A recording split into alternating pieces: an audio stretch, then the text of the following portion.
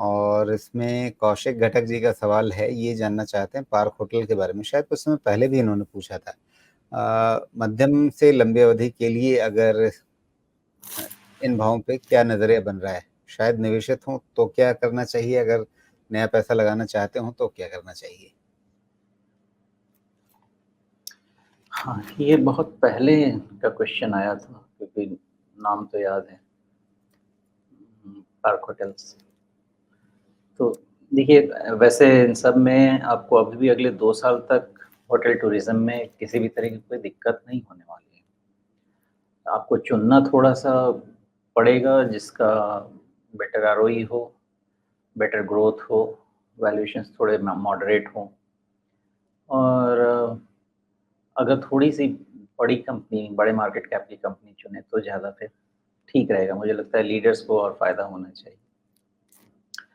Coming to park hotel, मुझे लगता है कि थोड़ा और कल वैल्यूएशन के हिसाब से मुझे लगता है थोड़ा-सा अभी भी करीब-करीब 10-20% का एक्सेस वैल्यूएशन है, ज़्यादा नहीं है, 10-20% का ही है। ये वैल्यूएशन से अंदाज़ा लगता है। और अगर इसका प्राइस का मूवमेंट देखें, तो प्राइस अभी भी करेक्टिव फेज़ में ही है। इसलिए जब तक रिवर्सल कंफर्म नहीं हो, थोड़ा मुश्किल है इसमें कह पाना कि यहाँ से पोजीशन लिया जाए, नहीं लिया जाए, क्योंकि वैल्यूएशन अभी भी 10 से 20% के लिए एक्सपेंसिव हैं। इन दैट सिनेरियो अभी पार्क होटल आप ऐसा मान सकते हैं कि एक बॉटम बन गया है अराउंड 140 के सपोर्ट से। And this is the place. By the way, इसका रिजल्ट आया है क्या? अभी तो शायद नहीं आया है। नहीं आया है बस, तो ये थोड़ा-सा देखिएगा। जी। तो कितना ईपीएस आता है इम्पोर्टेंट होगा। अदरवाइज़ आप एक काम कर सकते हैं कि 140 का नंबर याद रखिएगा। लेकिन एज़ लॉन्ग एज़ ये होल्ड कर।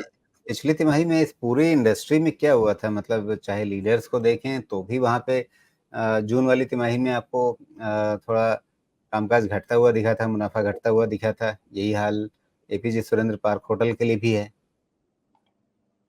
देखिए, नॉर्मली वैसे देखा जाए तो आप जून क्वार्टर के बाद जो आपकी जो छुट्टियों का सीज़न होता है, मानसून का सीज़न होता है, उन सब में मेरे हिसाब से ऑक्यूपेंसी रेट बढ़ता है। जो जून क्वार्टर होता है in between April to June, वहाँ से एक तो ऐसा रहता है कि जो एग्ज़ाम सीज़न खत्म होता है बच्चों का, तो उसके बाद जो गर्मी छुट्टी वाली होती है वेकेशन, वो होती है। लेकिन इस बार वो भी थोड़ा-सा उल्टा-पुल्टा ही रहा है वेकेशन। तो अक्रॉस द इंडस्ट्री किसी के सेल्स में बहुत दम नहीं दिखा है। लेकिन ये जो मानसून सीज़न के बाद वाला सिनेरियो है, इसमें थोड़ा मेरे हिसाब से ऑक्यूपेंसी रेट बढ़ी है। तो इस बार तो आशा है कि थोड़ा बेटर परफॉर्मेंस होगा सारे होटल कंपनीज़ का। इनका भी देखते हैं कैसा होता है। वैसे अगर इंडस्ट्री में देखा जाए तो quarter on quarter Indian hotels का भी अच्छा ही परफॉर्मेंस, बेटर परफॉर्मेंस आया है एटलीस्ट। पिछली बार से फ्लैटिश ग्रोथ है लेकिन एटलीस्ट है।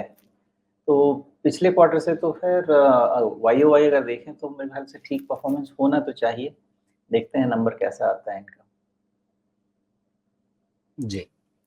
तो फिलहाल अभी एपीजे सुरेंद्र में इनको करना क्या चाहिए, अगर पहले से निवेशित हैं? क्योंकि लगातार इसमें एक कमजोरी का रुझान बन रहा है। पिछला एक ये जून वाला जो बॉटम था, ये उसके भी नीचे एक बार को फिसल चुका है। हालांकि उसके बाद थोड़ा सा इसके अंदर रिएक्शन आया है, मतलब एक पुल बैक आया है। तो इस पुल बैक पे कितना भरोसा करेंगे अभी? नहीं, 140 देख लीजिए, अगर 140 रह गया तो आपका रिज़ल्ट रिस्पेक्ट हो जाएगा। ओके। ये मोस्टली वहाँ पे फिगर आउट हो जाएगा, क्योंकि वो काफ़ी करेक्ट हो चुका है। 10% 20% का डाउनसाइड हो सकता है, लेकिन अगर फिर देखा जाए तो अगर ग्रोथ अच्छा दिखने लगे तो 10-20% का डाउनसाइड वो ईपीएस में खत्म भी हो सकता है। इसलिए रिज़ल्ट का तो थोड़ा वेट करना पड़ेगा। बाकी इंडस्ट्री प्लेयर्स का अगर रिज़ल्ट देखा जाए तो उसके हिसाब से अभी तो सिर्फ़ इंडियन होटल का ही दिख रहा है, ईआईएच वगैरह का आया नहीं है शायद। अगर वहाँ पे भी आता तो थोड़ा-सा एक ट्रेंड समझ में आ जाता था। ताज का तो शायद ठीक आया था। तो ओवरऑल देखते हैं, रिज़ल्ट नंबर्स ठीक आने चाहिए, बट अगर नंबर में कोई इश्यू हुआ तो 140 टूटेगा, अदरवाइज़ 140 फिलहाल टूटने का नहीं लगता। जी।